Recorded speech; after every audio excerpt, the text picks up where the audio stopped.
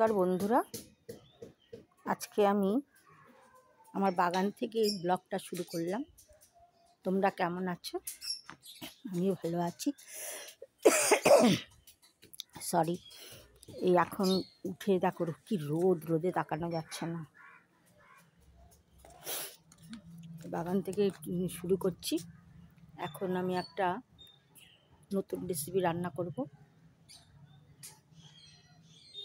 ফুলকপি, আলু, পোস্ত,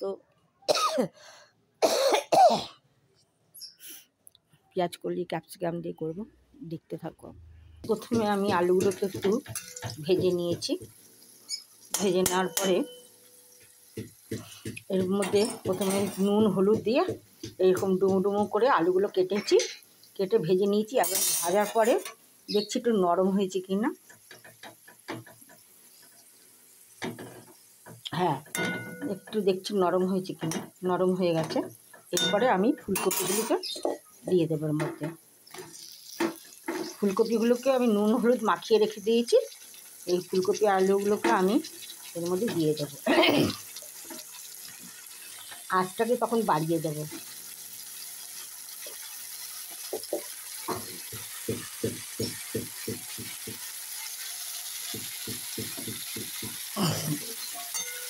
এবার ফুলকপি আর আলুটাকে ফুলকপিটা একটু লাল লাল করে ভেজে নেব।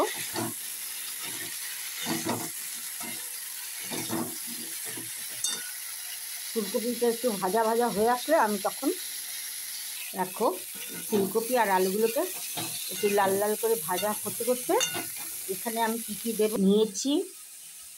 নিয়েছি হচ্ছে টমাটো,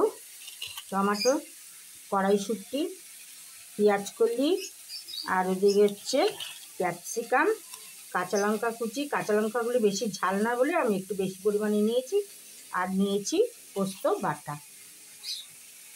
দেখো ভালো করে এই নিয়েছি টমাটো, কড়াইশুঁটি, টমাটো, কাঁচা লঙ্কা কুচি, ক্যাপসিকাম কুচি, আর পেঁয়াজ কলি, আর হচ্ছে পোস্ত বাটা। এবার আমি এর মধ্যে কড়াইশুঁটিটা দিয়ে দেব আর টমেটোটাও দিয়ে দেব। আস্তে আস্তে সবই একসঙ্গে আমি দিয়ে দেবো আস্তে আস্তে করে।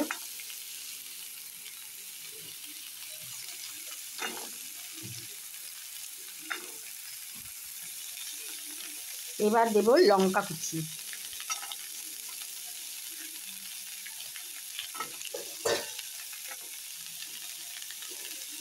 এবার দিলাম লঙ্কা কুচি। প্রথমে দিলাম হচ্ছে মটরশুঁটি আর হচ্ছে টমেটো, কড়াইশুঁটি আর টমেটো দিলাম। এরপরে লঙ্কা কুচি দিলাম। তারপরে দেব পেঁয়াজ কলি।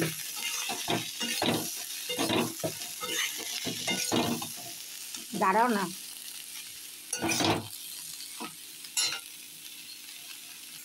এবার দেব পেঁয়াজ কলি।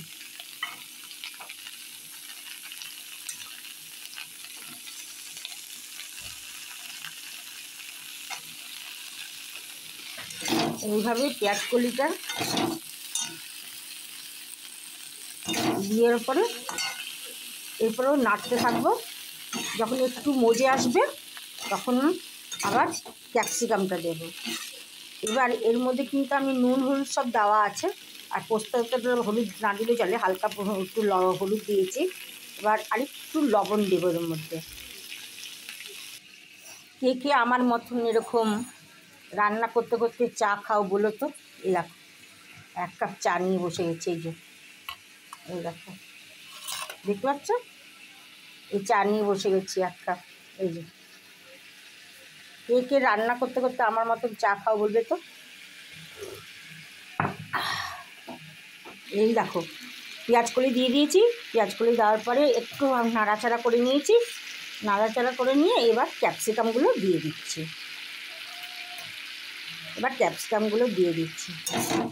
এরকম করে 5 মিনিট একটু নাড়াচাড়া করব। তারপরে এর মধ্যে পোস্ত বাটাটা দিয়ে দেব।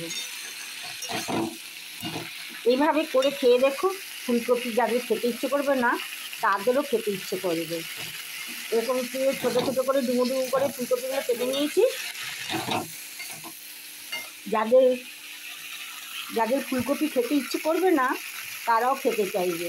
কী সুন্দর কালারফুল লাগছে না? ক্যাপসিকাম, টমেটো, পেঁয়াজকলি, কড়াইশুঁটি, কাঁচা লঙ্কা, দারুণ লাগছে কালারটা। ওই একটু চা খাচ্ছি। আমার আবার রান্না করতে করতে একটু চা না খেলে ভালো লাগে না, তাই জন্য একটু চা খেয়ে নিচ্ছি। তোমাদের কেমন লাগে বলো তো? রান্না করতে করতে কে কে চা খাও? আজকের রান্নাটা কিন্তু নতুন করে করেছি, দেখবে কিন্তু সবাই, আর খেতেও খুব ভাল লাগবে। তোমাকে আমার বলছি, খুব সুন্দর লাগবে খেতে। আমার তো ভালো লেগেছে, তোমাদের কেমন লাগবে আমি জানি না। আমি আগে খেয়ে দেখেছি আগে একবার, তারপরেই তোমাদের বলছি। করে খেয়ে দেখো, ভালো লাগবে।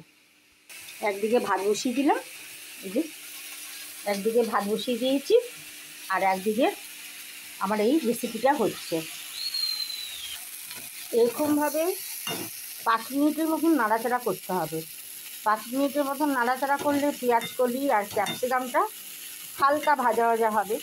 আর কড়াইশুঁটিগুলো তো আগে দেওয়া হয়ে গেছে, এই জন্য কড়াইশুঁটি আর হচ্ছে কাঁচা লঙ্কা আর টমাটোগুলো মানে পুরো গলে যাবে না, একটুখানি মানে ভাপানো ভাপানো থাকবে।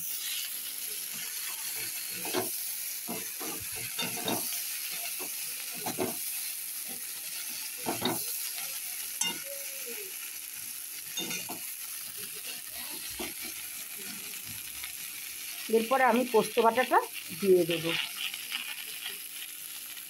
যেমন কপিগুলো যখন দেখবে সেদ্ধ হয়ে যাচ্ছে তখন কপি, এবার আমি পোস্ত বাটাটা দিয়ে দেবো। এর মধ্যে কিন্তু আমি হলুদ দিইনি, ওই যে ফুলকপির মধ্যে যে হলুদ মাখিয়ে রেখেছিলাম, আর ওই আলু ভাজার সময় যেমন একটু হলুদ দিয়েছিলাম, এই জন্য। এটা তোমরা হলুদ দিতেও পারো, নাও দিতে পারো, সেটা তোমাদের নিজেদের পছন্দ মতো। আর আমি দিয়েছি, একটু হলুদ দিয়েছি, ভালো লাগবে বলে। এবার আমি পোস্ত বাটাটা দিয়ে দেবো। এই যে পোস্ত বাটাটা একটু দিয়ে দিলাম। এই দেখো পোস্ত বাটাটা দিয়ে দিয়েছি জল দিয়ে গুলে। এবার একটুখানি নাড়াচাড়া করে নেব, তারপরে এটা করে নেবো। আর একটুখানি বাটি ধোয়া জল দিয়ে দিচ্ছি, বাটি ধোয়া জল দিয়ে দিলাম। এবার এটা কিন্তু গা মাখা মাখা হবে, বেশি ওই হয়ে যাবে না, বুঝেছো তো? এটা কিন্তু একদম গোটা গোটা থাকবে, অথচ ভেঙে যাবে না এবং ঘাটা ঘাটা হবে না। তরকারিটা হেভি লাগবে খেতে। এবার এটাকে একটু নাড়াচাড়া করেই নামিয়ে ফেলবো।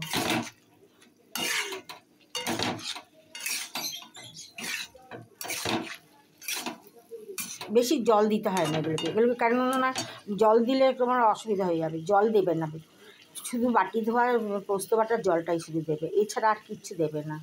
কারণ এতে বেশি জল দিলে ঘ্যাটা ঘ্যাটা হয়ে যাবে, ঘ্যাটা ঘ্যাটা হবে না, পরিবার এরকম গোটা গোটা থাকবে, অথচ হিসেবে। এবার পোস্ত বাটাটা দিয়ে বেশিক্ষণ নাড়াচাড়া করবো না, 5 মিনিট মতো নাড়াচাড়া করে নিয়ে তারপর নামিয়ে দেবো।